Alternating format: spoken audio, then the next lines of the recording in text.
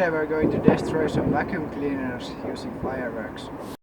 So in our last video we put some fireworks inside these vacuum cleaners and other stuff, and now we're going to blow them up.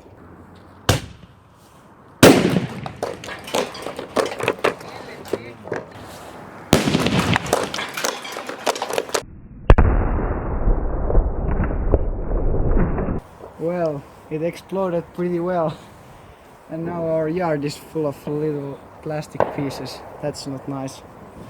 But let's continue on.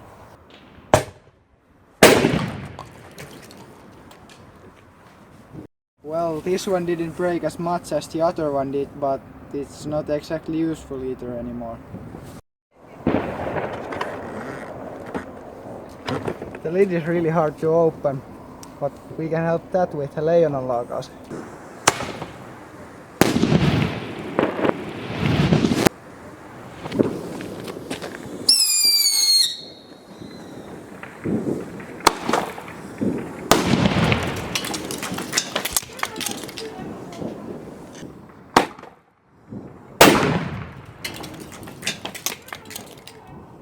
Well, the bomb exploded the whole dustbag portion of the vacuum off, and now it's really bendy.